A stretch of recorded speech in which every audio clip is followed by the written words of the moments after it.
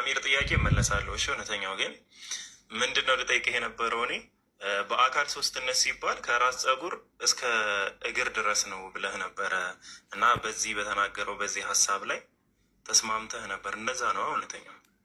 አዎ እንደዛ እኮ ነው።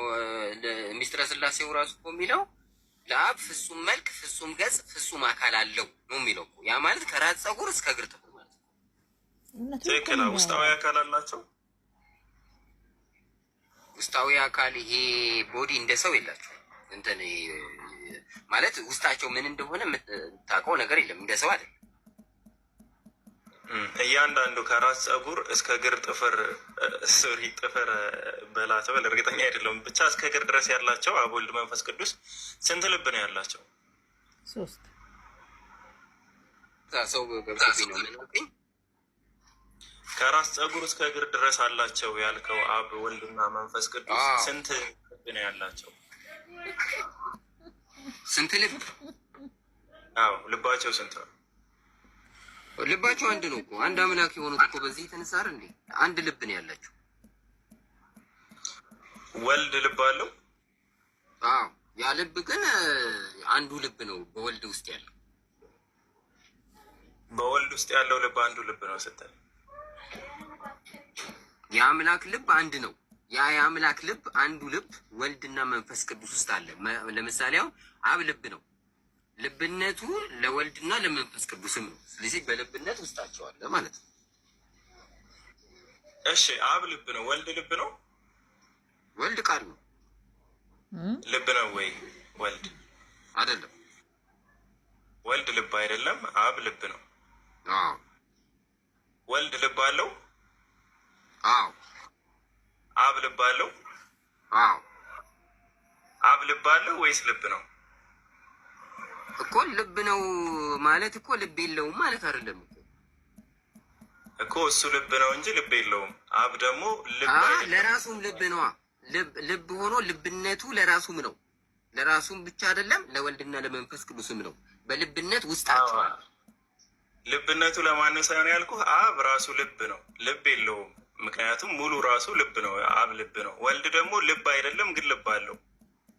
አይደል? እንደዛ አለማ የሚባለው ይኸውልህ፣ አብ ልብ ነው ማለት አይምሮ ነው ብለህ ወስደው።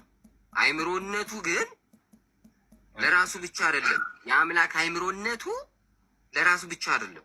ወልድና መንፈስ ቅዱስም ያስቡበታል። በውስጣቸው አለ በአይምሮነት አለ። ስለዚህ ወልድና መንፈስ ቅዱስ የሚያስቡት በተውሶ ነው ማለት ነው። ተውሶ አትልማ። ተውሶ በቃ ኦልሬዲ በልብነት መጀመሪያውኑ በወልድና በመንፈስ ቅዱስ ውስጥ አለ። እውነተኛው ገባኝ። እውነተኛው አሁን አብ ልብ ነው አይደለ? ወይም ደግሞ ልብ ሲባል አእምሮ ነው ብለሃል። አብ የሚያስበው በቃ አእምሮ ስለሆነ ነው። ገባ? ወልድና መንፈስ ቅዱስ ግን የሚያስቡት በአብ አእምሮነት ነው ወይም ደግሞ በአብ ልብ ነው። ስለዚህ በተውሶ ነው፣ በሌላ አካል አእምሮነት ነው እነሱ የሚያስቡ። አብ ግን በራሱ አትልም። የራሳቸው ልብ እኮ ነው። በቃ የራሳቸው አንድ ልብ እኮ ነው ያለው። ወልድ አብ ልብነቱ ለራሱ ብቻ አይደለም፣ የወልድም ልብ ነው። የራሴ ልብ ብቻ ነኝ ማለት አይችልም። የወልድም ልብ ነው፣ የመንፈስ ቅዱስም ልብ ነው። አዎ ገባኝ፣ ሀሳብ ገብቶኛል። አብ ልብ አለው ወይም ደግሞ በገሌ ልብና ቆይሽ አብ በሌላ አካል ልብነት ያስባል? በራሱ ልብነት ነው የሚያስበው፣ በሌላ አያስብም። አዎ ወልድና መንፈስ ቅዱስስ? ወልድና መንፈስ ቅዱስ በአብ ልብነት ያስባሉ፣ በልብነት ውስጣቸው። በሌላ አካል አብ በሚባለው አካል ልብነት ነው የሚያስቡ ማለት ነው። አዎ እኮ የተውሶ ማለት እኮ ይሄ ነው። በቃ በሌላ አካል ማሰብ ማለት እኮ ይሄ ነው። አብ በራሱ ነው የሚያስበው፣ ወልድና መንፈስ ቅዱስ አሁን የራሳቸው ነው። ኦልሬዲ በልብነት መጀመሪያውኑ በውስጣቸው ያለ ነው። በዚህ ጊዜ ቀድሞ አብ ነበረ ወልድ ነበረ የምትለው አይደለም። መጀመሪያውኑ በልብነት በወልድና በመንፈስ ቅዱስ ውስጥ አለ። ስለዚህ የራሳቸው ልብ ነው። እሺ የራሳቸው ልብ ነው ያልከኝ፣ ያው ችግር የለውም። ሰው የሚሰማውን ሰምቷል ማለት ነው። በአብ ልብነት እነሱ ደግሞ የራሳቸው ልብ ሳይሆን በአብ ልብነት ነው የሚያስቡት ብለሃል። አብ የልብነት ባህሪን ከየት ነው ያገኘው?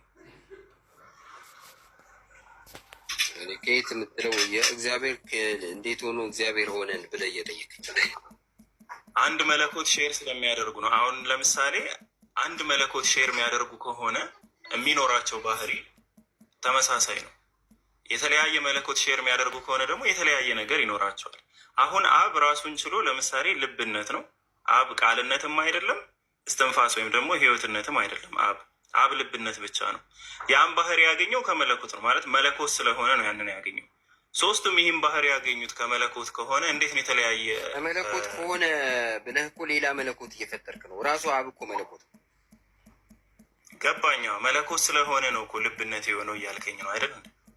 መለኮት ማለት እኮ አምላክ ነው ማለት ነው። መለኮት ማለት አምላክ ማለት እኮ መለኮት አምላክ አይደለም። መለኮት ማለት ይኸውልህ፣ ለምሳሌ አንተ ኃይለ ሥላሴ ምንድን ነው ብልህ ንጉስ ነው የምትለኝ፣ ንግስና ነው አትለኝም። ንግስና እና ንጉስ ሁለቱ ይለያያሉ። ማለትም ንግስና ማለት ያ የስልጣኑ መጠሪያ ነው እንጂ የስልጣኑ ባለቤትን አመልካች አይደለም። ለምሳሌ እኔን አንተ ሰብአዊነትና አትለኝም። ገባ? ሰውነ ነው የምትለኝ። አምላክ ደግሞ አምላክ ነው የሚባል እንጂ መለኮት ሳይሆን አምላክ ነው የሚባል። መለኮት ማለት አምላክ ማለት ነው እኮ። አሁን እኮ መለኮት ብለው እኮ ሊያወሳስቡ ይሞክራሉ እንጂ መለኮት ባህሪው ነው። ያ ባህሪ ያለው አካል ለምሳሌ ሰውነት አምላክነትን ባህሪ እኮ ነው። አምላክነትን ባህሪ እኮ አንዴ ስማኝ። ሰብአዊነት ምናምን የምንለው አሁን ለምሳሌ ኤሰንስ ነው። ያንን ኤሰንስ የሚጋሩ ወይም ደግሞ ያ ኤሰንስ ያላቸው አካላቶች ሰው ነው የሚባሉ፣ ሰብአዊነት አይባሉ። ልክ ንግስና እንዳልኩ ማለት ነው። ንግስና ማለት ላይ ግዛት ማለት ነው። ግዛትና ገዢ ይለያያል። መለኮትም እንደዛው ነው። መለኮት ማለት ግዛት ነው። አምላክ የሚባለው ደግሞ የዛ ግዛት ገዢዎች ናቸው። ማለትም ኦነሮች፣ ባለቤቶች ማለት ነው። ወይም ደግሞ ባለቤት በነጠላ ስታደርገው። ስለዚህ አሁን መለኮትን ተወውና ለምሳሌ አንድ መለኮት ከሆነ ሼር የሚያደርጉት ማለትም አንድ መለኮት ከሆነ ያላቸው ወይም አንድ መለኮት ከሆነ የሚገዙት አንተ እንደምትለው አንድ አምላክ ከሆነ አብ ራሱን ችሎ አውጪ ነው ወይም አስገኝ ነው። ወልድና መንፈስ ቅዱስ ደግሞ ወጪ ናቸው ወይም ከሱ የሚወጡ ናቸው። ወልድ ለምሳሌ ተወላዲ ነው እንጂ ወላዲ አይደለም። ግን አንድ መለኮት ሼር እያደረጉ እንዴት ነው የተለያየ ካራክተር ሊኖራቸው የቻለው ነው? አንዱ ወላዲ ሲሆን አንደኛው ተወላዲ ነው። አብ ለምንድን ነው ተወላዲ የማይሆነው?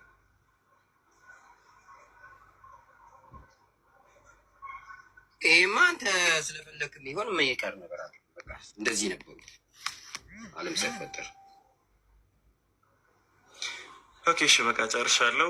ወደ አሚር ጥያቄ ልምጣልህ እና ስንት አምላክ ነው? አንድ አምላክ ነው? አንድም ሶስትም አምላክ ነው የምታመልከው? እሺ፣ በነገር ላይ ኦርቶዶክስ ቢሆን እንደዚህ እኮ ነው የምትለው። ፒኬ ስላሴ ስንት ናቸው ስትል፣ አንዴ ቆይ ልንገርህ ይችን ብቻ። ስላሴ ስንት ናቸው ሲባል አንድም ሶስትም ናቸው ትላለች እኮ። ስላሴ ማለት እኮ ሶስቱ እግዚአብሔሮች ማለት እኮ ነው። ትክክል፣ እሱ ገብቶኛል። አሁን አንድ እግዚአብሔር ስንት ነው ሲባል አንድም ሶስትም ነው። አዎ እሱን ማለት ትችላለህ እንደ ኦርቶዶክስ ትምህርት። ትክክል፣ ትክክል ነሽ። አሁን ወደ ጥያቄው ልግባና አንተ ኦርቶዶክስ አይደለህም እንደዚህ አይባልም የሚሉ ሊኖሩ ስለሚችሉ ጥሩ እንኳን ክሊር አደረግላቸው ለነሱ። አንድ አምላክ ነው የምታመልከው እና ያ አንዱ አምላክ